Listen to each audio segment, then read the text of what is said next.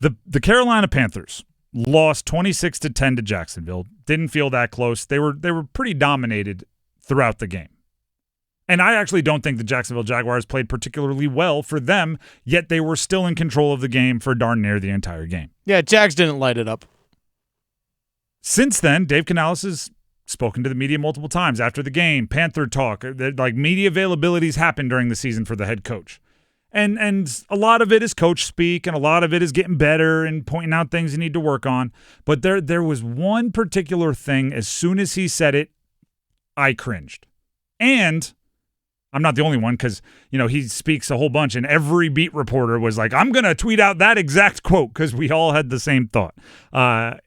For context, here's Dave Canales when asked about finding balance of playing young guys on defense. Again, with context on the quote, their high draft picks, Nick Scorton, second rounder, Princely Umanmielen, third rounder, Lathan Ransom, fourth rounder, a couple of defensive front guys and a safety, didn't play very much in week one.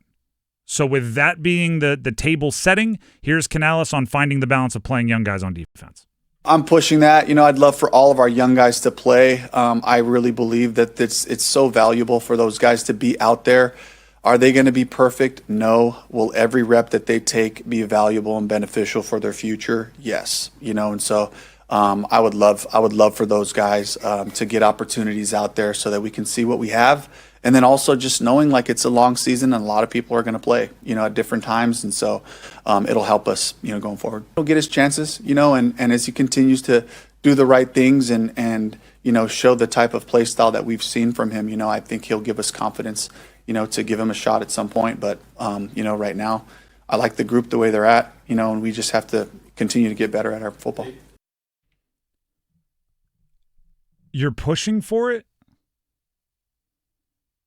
You're pushing for it. You want the young guys to play. Keep in mind, the young guys didn't play very much. Okay, that's what we know. The young guys didn't play very much, and the head coach just told us he's pushing for them to play. Do you see why my antennas would go up? Head coaches don't nudge. Head coaches don't suggest. Head coaches command. Head coaches tell. Head coaches mandate. I'm going to have to go back and rework some of the things I've said about football coaches my entire lives because Dave Canales is bucking the trend. I say all the time, head coaches are control freaks. They want to make every decision. Dave Canales apparently is tossing things in a suggestion jar and walking away. I don't care if you're an offensive-minded head coach. I don't care if you're calling the plays on offense.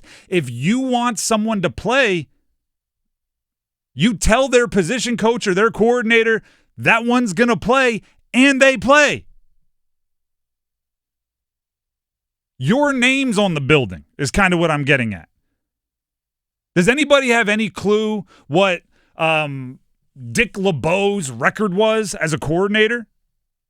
Does anybody have any clue what I'm just picking coordinators now, right? Like does anyone have any clue what Bobby Slowick's win-loss record was as the coordinator of the Texans? No, win-loss records get attached to head coaches' names. Win-loss records get attached to head coaches' names. If you are the head coach and you want to make a decision, you make that decision. You have two options, actually. This is what I'll say. Because I'm also a believer that if you think your defensive coordinator is a great coordinator, you want to get out of their way, that's fine. That's a decision you could make. But you have two options.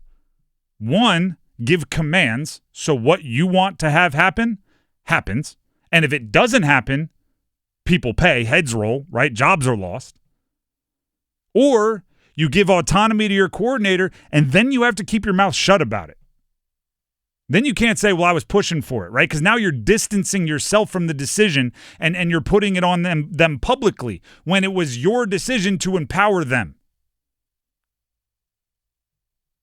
Either whatever you decide, I'm on board with, and then if he doesn't play the young guys, you co-signed, or play the young guys. That's the way I want to see it. There is no head coach suggestions. That's just not how it works. And this is a lot of certain analogies don't make sense crossing industries. Certain analogies do. The head coach is the boss. You can get everybody, just like in any other industry, you can get everybody in the conference room. They can all make their suggestions, but the person with the final say-so is you. And if there's 10 smart people in a room and you're the 11th and you're leading the meeting and everybody else is saying do A and you want to do B, you have 12 votes. Because in the end, it's all going to come back to your desk. Which, by the way, I agree with you. I'm not disagreeing with what Dave Canales is saying. I think the young guys should play. I think it's important they play. I think Lathan Ransom is a really, really intriguing prospect at safety, and safety is a spot where you could stand to improve. If you look at some of the pressure statistics, the Panthers were dead last in the entire league in week 1. Mm-hmm. So what are you protecting by not playing Nick Scorton and Princely Uwan-Mielen? Oh, you know what? If they play, they might make a couple rookie mistakes and you won't get pressure on Trevor Lawrence. Oh, wait. You didn't get pressure on Trevor Lawrence. You're protecting nothing. You're risking nothing by playing them. If you're the head coach and you see something that needs to be done, you order it done. This isn't a democracy. It's a football tatership. Shout out to Bring It On. There you go. You are the emperor. You are the pharaoh of your football team. If you empower someone else to make a decision, you back them up wholeheartedly publicly. I'm not the biggest fan of Evero as a defensive coordinator right now either, but I can say that because I'm not the one that kept him around. I'm not the one that decided to let him make those decisions. If you're the one co-signing for him, you have to eat that as a leader. After bad results, attract blame. That was me. I need to make sure they go win more. I apologize. I was pushing for it. After good things, you deflect. Right? If he plays Lathan Ransom next week and he gets an interception and 10 tackles, you don't turn around and go, I made a great decision, didn't I? No, you look at him and you say, our defensive coordinator did a great job. Goodness gracious. The Drive with Tim Donnelly, 99.9 The Fan. Go ahead, Dennis. I'll say, I know Mike Kay, the Charlotte Observer, even wrote back a few months ago about Evero's history as a defensive coordinator, even going back to his time in Denver of not playing rookies. Like Nick Bonito, one of the best edge rushers in the NFL, started one game as a rookie. And I think actually even sat the first 2 games. Which, by the way, if you're a head coach and you have a defensive coordinator with that particular blind spot and you can eliminate that for them, that's good. Yeah. Like if think about it, if you're the head coach and you have an offensive coordinator that calls the plays, and for whatever reason, you know there's a blind spot for short yardage plays for your offensive coordinator. They always want to get cute. If you can jump on the headset just on short yardage plays and go, power football right now, no questions. Oh, now you got the perfect offensive coordinator because his big flaw was short yardage, and you're taking that off the table for him. If maybe Evero, he has a hard time trusting rookies.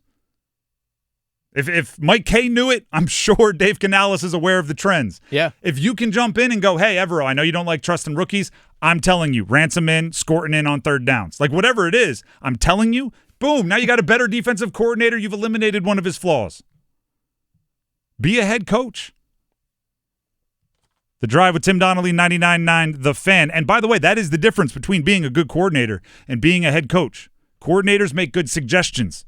Coaches make decisions.